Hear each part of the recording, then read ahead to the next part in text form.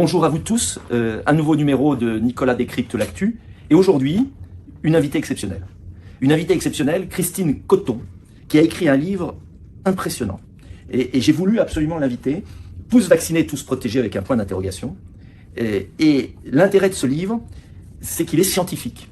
Je veux dire par là que Christine va nous expliquer, son métier, c'était de faire des études cliniques. C'est une scientifique ou une biostatisticienne, vous allez nous expliquer ce que ça veut dire.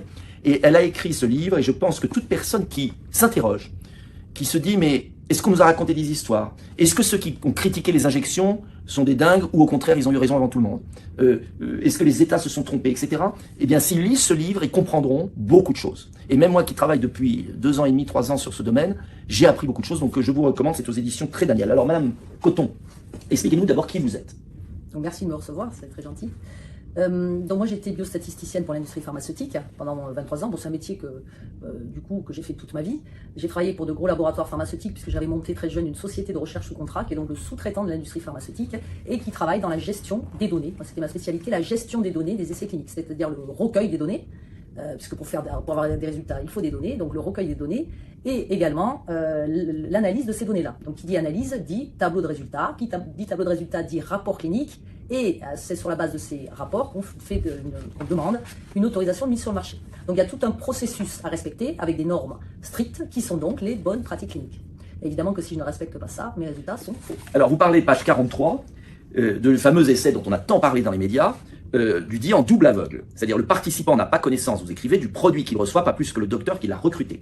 Et à partir de ces essais, il y a des statistiques que vous traitez, vous, biostatisticienne. Tout à fait. Et à partir de là, on sait si un médicament est dangereux ou pas, et surtout est efficace ou pas. Exactement. Et alors, qu'est-ce que vous avez découvert?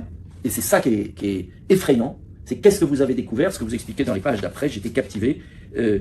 Page 46, 47 et tout le reste. Qu'est-ce que vous avez découvert sur les essais cliniques de Pfizer et de Moderna, mais surtout Pfizer d'après votre livre? Oui. Qu'est-ce que vous avez découvert qui est impressionnant et qui remet tout en cause en fait? Alors, quand on reprend tous les rapports cliniques du laboratoire Pfizer, c'est-à-dire les rapports cliniques, c'est donc les documents qui ont été soumis aux agences de santé pour demander les autorisations, alors que ce soit à l'AFD aux États-Unis, à l'EMA en Europe. Donc on reprend ces documents qui sont donc disponibles depuis le début, c'est-à-dire depuis décembre 2020, à chaque fois que le labo fait une demande d'autorisation pour les adultes, pour les ados, pour les enfants, pour les bébés, etc. On a des documents qui sont donc les résultats des essais cliniques. Quand on reprend vraiment celui qui est capital, c'est celui de décembre 2020, puisque c'est le premier qui a donné lieu à l'autorisation. On s'aperçoit de quoi? Qu'on n'avait aucune efficacité statistique démontrée sur les cas sévères, parce qu'on n'en avait pas eu assez pendant l'essai clinique pour prouver une efficacité, puisqu'on avait un cas sévère pour le vaccin et 3 pour le placebo. Donc ça sur 36 000 participants à l'essai. 18 000, non? Oui, mais au total 36 000. Ah oui, 18 000 par groupe et 36 000, donc 36 000 personnes. Oui, j'ai lu. Très bien, 4 cas sévères. Ensuite, on n'avait pas d'efficacité démontrée sur les plus de 75 ans. Et ce qu'on a depuis le début aussi de la disposition qui est très important, ce sont des documents standards dans l'industrie pharmaceutique, c'est le plan de gestion des risques. Dans ce plan de gestion des risques, on apprenait, et puis dans le protocole de l'essai, dans les rapports cliniques, etc., qu'évidemment les femmes enceintes étaient exclues puisqu'elles font partie des populations protégées, puisqu'on a des tas de lois qui protègent les participants à la recherche humaine, évidemment.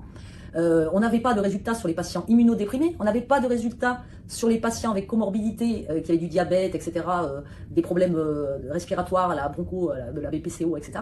On n'avait pas de résultats sur les cas symptomatiques, on n'avait pas de résultats sur une possible interaction avec un autre vaccin, et la tolérance à long terme était inconnue. Donc avec tout ça, déjà, on se demande comment on pouvait inciter tous ces braves gens à aller se faire vacciner. Et ces cliniques sur 3 mois au lieu de 2 ans. Alors voilà, vous ajoutez, oui, les résultats sont fournis systématiquement à chaque demande d'autorisation, les adultes, les enfants, etc., sur une durée de suivi des participants de 3 mois max, avec la moitié, la plupart du temps, suivi moins de 2 mois. C'est-à-dire que quand on vous dit c'est safe, c'est sûr. Ah, mais c'est sûr sur la durée observée. C'est-à-dire, c'est sûr. Normalement, c'est pas 3 mois, c'est 2 ans. L'essai clinique, voilà, doit durer 2 ans. Donc, ils ont eu, les autorités de santé leur ont permis de fournir des résultats à 3 mois de suivi pour les fournir en décembre 2020. Parce qu'ils ont changé, on va dire, la réglementation, l'AFD aux États-Unis. Donc, quand le ministre, M. Véran, me disait dans l'hémicycle, M. Dupont-Aignan, vous mentez, nous ne sommes plus en phase 3, c'est lui qui mentait. Ah, ben clairement, oui. Puisque, en ou alors, fait, il ne savait pas cliquer sur un bouton. Non, mais il savait pertinemment qu'on était toujours en phase 3 et que donc les Français, comme tous les habitants du monde de la planète, ont été des cobayes. Alors, moi c'est pas mon vocabulaire, en fait. C'est-à-dire, on était en phase 3, parce que l'essai continuait, donc il y avait toujours ces participants qui étaient suivis. Par contre, les autorités avaient donné une autorisation. Alors maintenant, est-ce qu'on a bien informé la population de ces, on va dire, de ces informations manquantes sur ces populations-là que je viens de vous citer, est-ce qu'on a bien informé les gens qu'il n'y avait pas d'efficacité sur les cas sévères? Est-ce qu'on a informé les gens qu'il n'y avait pas d'efficacité Attention, sur les plus quand vous dites, je 75 vous ans? reprends et je vous pose une question. Quand vous dites pas d'efficacité sur les cas sévères, pas d'efficacité démontrée en fonction statistiquement, ce qui ne veut pas dire qu'il n'y en ait pas éventuellement. Ah oui, non, mais il ne peut pas y en avoir non plus. Oui, complètement. C'est Voilà. pas démontré sur la base des résultats de l'essai clinique. Mais est-ce qu'il y a eu des données qui ont été données après les 3 mois qui vous permettent, par exemple, d'avoir... Est-ce que Pfizer a apporté de nouvelles données au terme des... maintenant 1 an et demi? Alors, ils ont fourni une analyse à 6 mois, où là, effectivement, ils démontraient une efficacité sur les cas sévères. Mais ce que j'ai écrit, ça ne s'arrête pas là. C'est-à-dire que dans le mode de recueil de ces cas Covid dans l'essai clinique, on a ce qu'on appelle des biais méthodologiques. C'est-à-dire que on va avoir une façon de procéder de la part des gens qui ont recruté les participants qui est différente selon avec le placebo et le vaccin. Donc vous introduisez ce qu'on appelle un biais, c'est-à-dire un élément qui fausse les résultats. C'est-à-dire c'est de la méthodologie de base. Par exemple, alors concrètement. Alors concrètement, vous dites dans l'essai clinique j'ai 95% d'efficacité. Ces fameux 95%, c'est un comptage du nombre de cas légers et modérés confirmés par test de PCR, compté à partir de 7 jours après la dose 2. Ça c'est votre critère principal sur lequel vous avez ces 95%. Donc ce qu'on sait, c'est que pour être symptomatique, vous avez une liste de symptômes. Dans les symptômes, on a des effets, ce qu'on connaît du Covid, hein, perte de goût, d'odorat, vous avez de la fièvre, vous avez des problèmes respiratoires, etc., etc. Donc quand vous êtes symptomatique, vous êtes participant, vous êtes malade, vous appelez celui qui vous a recruté. Et là, on vous dit, vous allez venir faire un test ou pas. Sauf que la fièvre, des vomissements, des douleurs, etc., c'est aussi une réaction immédiate au vaccin. Et vous avez le droit de prendre, si vous avez mal à la tête, des antipyrétiques pour supprimer votre mal de tête. Et donc, si vous prenez ça, vous allez supprimer des symptômes. Or, qu'est-ce qu'on voit dans les résultats? Que vous avez 3,5 fois plus de gens qui prennent ces fameux antipyrétiques dans le groupe vaccin. C'est-à-dire que vous avez supprimé des symptômes dans le groupe vaccin. Comprenez? Donc, ils ne pouvaient pas faire de test puisqu'ils n'ont plus de symptômes. Donc, vous introduisez un biais statistique que tout relecteur de rapport clinique devrait voir. Donc, pour vous qui avez fait ça pendant 20 ans, ouais, 23, c'est la manière dont les essais cliniques ont été faits, exactement, ont été tordus volontairement. Alors, pour affirmer qu'ils ont été tordus volontairement, il faut faire un audit. C'est-à-dire qu'il faut voir si tous ces gens, et en plus on sait que l'aveugle n'était pas respecté correctement, puisqu'une fois qu'on a récupéré la base de données, on le sait aujourd'hui. Et ce qui est très important, c'est que si on voulait des résultats sur qui a eu le Covid dans l'essai clinique ou qui ne l'a pas eu, il y avait dans la base de données ces critères. Ça s'appelle la sérologie antinucléocapside. C'est disponible dans la base de données. Moi, j'ai récupéré la base de données sur le site des documents rendus publics. Quand on fait une analyse là-dessus, l'efficacité, c'est 55%. C'est pas 95%. Donc, qui a eu un Covid léger, modéré ou modéré, confirmé par test PCR, efficacité 95%, qui a eu un Covid, efficacité 55%. Vous comprenez que dans la façon qu'on a de choisir nos critères d'analyse, on obtient des résultats qui sont complètement différents. Quand vous dosez les anticorps, vous avez vos anticorps qui commencent à monter, qui chutent, et puis là on les dose plus. Mais pourquoi on les dose plus? Et tous ces résultats-là, en fait, cette sérologie, les résultats n'ont pas été fournis dans les rapports cliniques. Pourquoi? Donc, ce que vous dites, ce que vous demandez, c'est quoi concrètement? Moi, c'est un audit complet de tous les 6 participants afin d'invalider ou pas, d'ailleurs, moi je dis pas c'est frauduleux, moi je dis il y a une suspicion de fraude qui est quand même assez conséquente et que quand on a des gens qui se manifestent, qui étaient dans les essais cliniques, qui vous disent j'ai failli mourir dans l'essai clinique et c'est pas reporté dans les résultats, je pense que les agences de santé, il va falloir qu'elles se bougent un petit peu pour aller auditer tout ça. Alors soit elles les auditent elles-mêmes, soit il faut que l'État, dans le cadre des procédures, les magistrats, nomme des auditeurs indépendants, il faut auditer tout pour savoir comment ça a été géré. Puisque ce qui est très important, c'est qu'en termes d'indemnisation des victimes, aujourd'hui vous avez des labos qui se défaussent de leurs responsabilités. C'est dans le contrat, parce qu'on a un contrat qu'on n'a toujours pas vu. C'est dans le contrat, sur la base duquel ça a été signé, sur la base des résultats d'essais cliniques, qui sont censés quand même être des résultats fiables. Aujourd'hui vous avez des résultats qui ne sont pas fiables. Qui paie les effets indésirables? C'est le labo ou c'est les États? Alors, deuxième partie de votre livre, on a parlé de l'efficacité. Vous dites en gros, ce qui m'a interpellé, c'est que vous dites à 6 mois c'est plus efficace sur les cas sévères d'après l'essai clinique. Oui, mais comme tout est faux. D'accord. On peut pas, donc si je résume. Dès l'instant où ma façon de compter mes cas, elle est fausse, que ça soit à 6 mois, à 12 ou dans 20 ans. Donc ce que vous dites en gros, l'efficacité n'est pas prouvée réellement par les essais cliniques tels qu'ils ont été faits.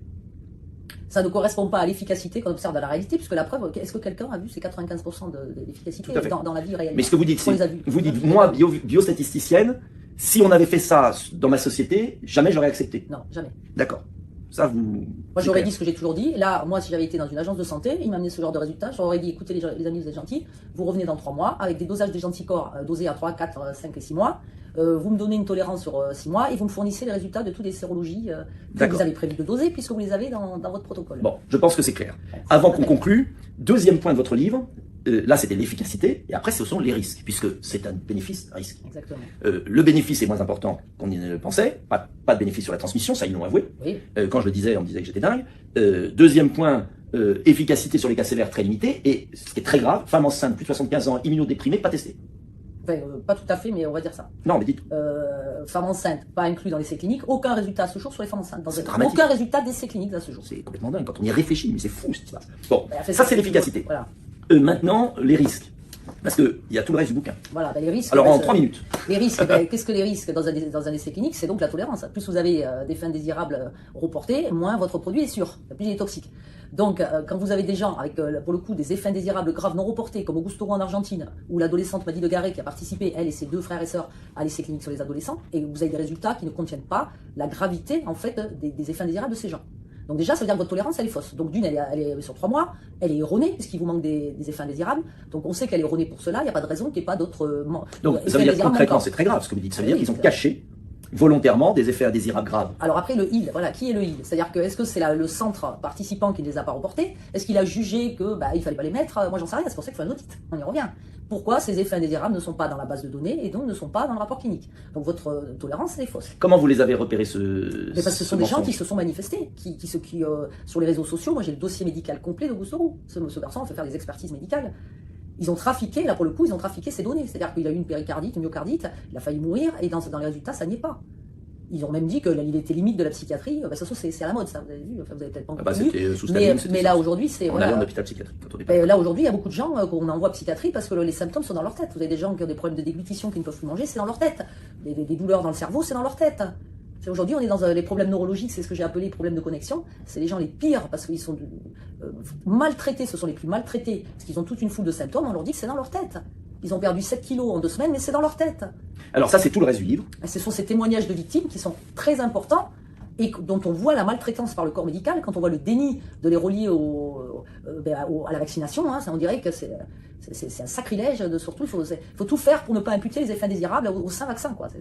Ça, on n'est plus du tout dans la science. Là. Alors, je ne veux pas être plus long parce que je crois qu'on est au terme des 15 minutes, mais je vous invite tous à vous procurer ce livre.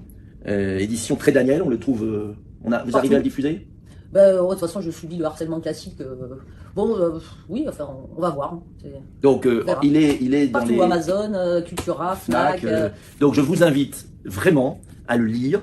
Depuis le début de cette crise, moi, j'ai pas biostatisticien, je suis pas médecin, mais je cherche à comprendre et je veux la vérité. Et je demande, et vous le savez, une commission d'enquête parlementaire.